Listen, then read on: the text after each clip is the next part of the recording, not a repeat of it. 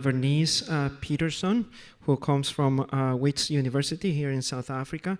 So Dr. Peterson is an academic cardiovascular physiologist, much needed in this field, who has developed and maintained a profound interest in translational cardiovascular research in the African setting. And she has a keen interest in identifying cardiac function and hemodynamic mechanisms related to hypertension, coronary artery disease, and heart failure in South Africa. So welcome, and thank you very much for your presentation.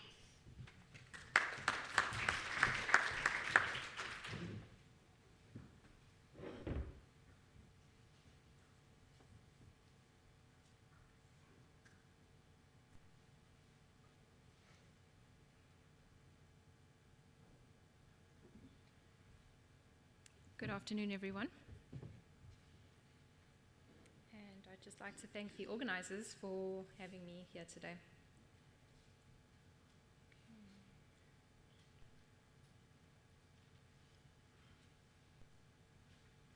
So as we've heard across the yesterday and today at least, TB is the world's leading cause of death from an infectious disease, with the highest incidence in low and middle income countries. When we look at the top 15 causes of death worldwide in a report released by the World Health Organization in 2021, we see that TB was ranked 10th. However, when we look at the top 3 causes of death, it's noticeable that 2 of the 3 are related to cardiovascular disease, one of them being ischemic heart disease and the other one being stroke. What's even more striking is that approximately 47% of the top 15 causes were attributed to non-communicable diseases. According to the World Health Organization's 2023 Global TB Report, an estimated 1.3 million people died from TB in 2022, which, while still high, it has a lower figure since the World Health Organization started recording the numbers, and it's dropped since COVID-19 pandemic. So the decline in global TB mortality rates is great news for the fight against TB and for those that have been cured from TB. But what does it mean for the TB survivor who now does not receive any more treatment? So ongoing research looking at TB and cardiovascular disease suggests that TB survivors face a significantly elevated risk of cardiovascular disease. This means that these individuals should, in essence, be monitored more closely for long-term cardiovascular complications. So the question that comes to mind is, how does TB affect the cardiovascular system? So because the audience is more of the expert than I am, I'm going to briefly run through this. So with TB, it is known to trigger chronic inflammatory response throughout the body. And this inflammatory response can damage blood vessels, leading to changes in the structural composition of the blood vessels, meaning that once these blood vessels are damaged, they cause endothelial dysfunction. With an increased prevalence of endothelial dysfunction, this then leads to cardiovascular disease. Additionally, the inflammation caused by TB exacerbates risk factors such as the traditional risk factors being diabetes, hypertension, and hyperlipidemia, as well as infectious risk factors such as HIV, influenza, TB, pneumonia, etc. So with the exacerbation of these risk factors, it leads to an increase in inflammation and oxidative stress.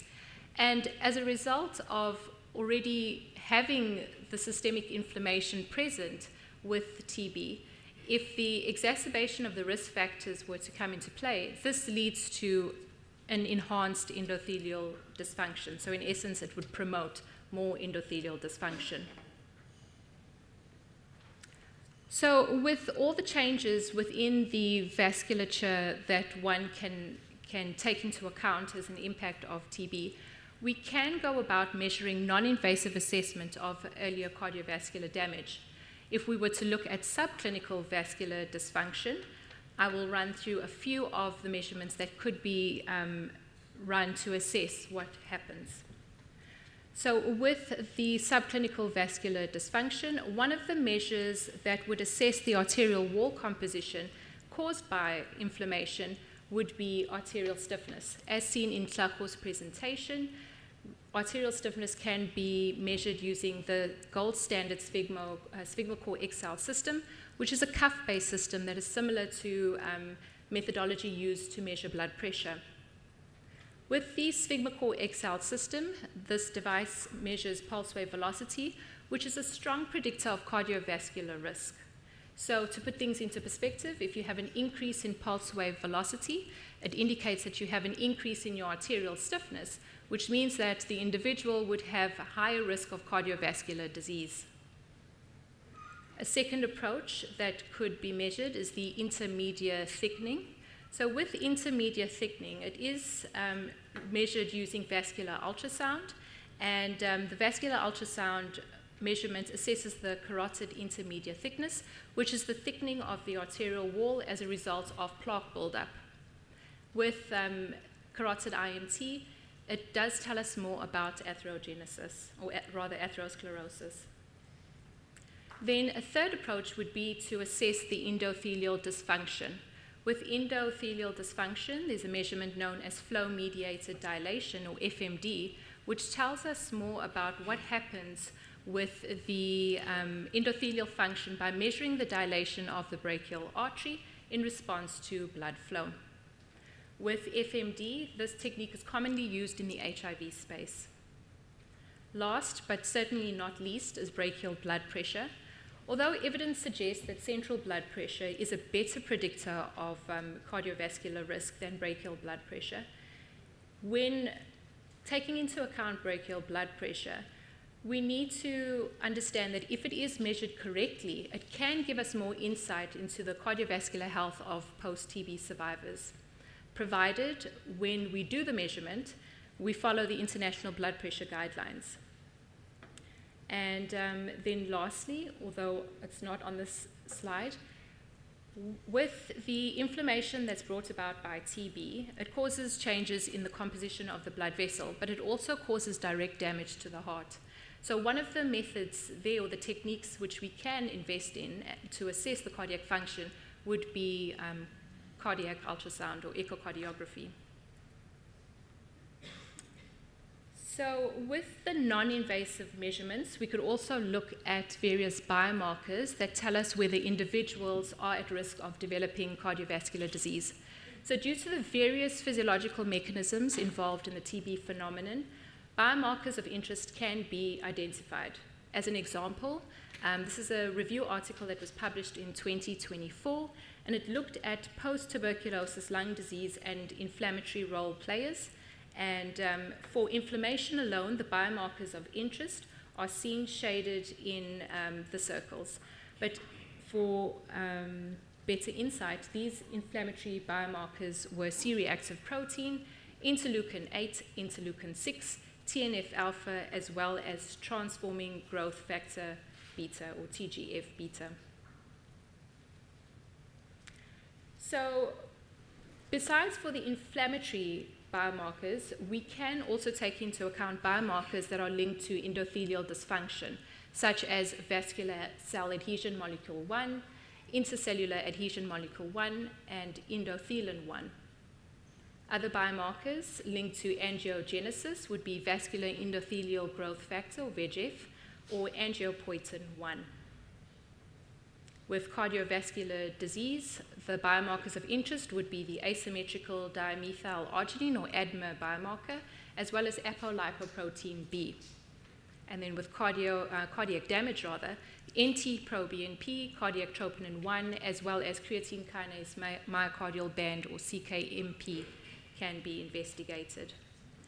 As a result of the change in technology and the rapid advancements of technology, we do find that there are more and more biomarkers that are being introduced into the scene. However, one always has to think, how clinically relevant are these biomarkers, and what is the cost of these biomarkers?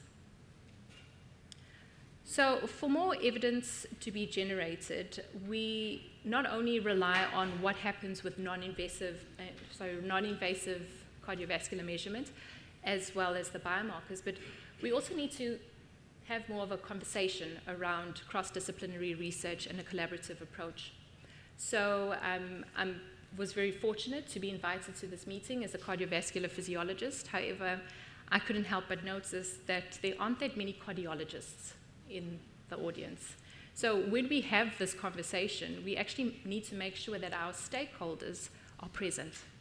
So with regards to the stakeholders, we know that yes, research and collaborative research can be done. We've got pulmonologists, we've got TB specialists, the cardiologists as well as the CVD specialists need to come on board to identify what goes on with cardiovascular assessment and management. Together with the epidemiologists, the basic scientists who can tell us more about the underlying mechanisms of TB, related cardiovascular damage rather, we also need to partner up with more community health workers. After attending the advocacy group session yesterday, it was evident that if we were to encourage and promote task sharing and task shifting, these individuals could also perform basic cardiovascular screening measurements, and they could also monitor the basic cardiovascular health of our post-TB cohort. With the physiotherapists and the biokineticists, I know that there were different various studies that were presented from other African countries where they largely incorporated physiotherapists. However, the biokineticists are also important because they are responsible for ensuring sustainable exercise that the patients can then perform in the comfort of their own home. And then to add to the stakeholder pool would be the TB advocates and the survivors. And this highlights the importance of the conversation and the feedback that we need in order to drive this research. So as we've heard throughout the symposium, there's more evidence that is needed to understand the mechanisms associated with post-TB and cardiovascular disease. And I'm going to end off with a call to action.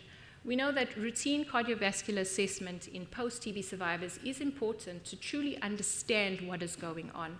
However, considering the resource limitations in the different geographical areas, most of the non-invasive measurements and biomarkers that we all mention in our talks, they are somewhat unattainable because of the cost. So provided we have the right discussions and we understand what can be done in our different settings, if we were to incorporate basic cardiovascular screening into routine post-TB follow-up, this would in essence help us understand more about the cardiovascular health of our TB, or rather post-TB survivors. Then as part of the conversation that we've had, we understand that we need to develop guidelines for managing cardiovascular risk in children and in adult TB cohorts. And this is important because once we provide the evidence, the health organizations can take us serious and help us address this issue. So to end off, I'd like to encourage and promote further conversation, and if any of you wish to collaborate more with the basic sciences and the cardiovascular physiologists out there, I think it's time. It's time to have that conversation. And I'd like to thank my collaborators, which are Professor Sarah Auld and Gregory Bison, as well as the Aurum Institute. Thank you.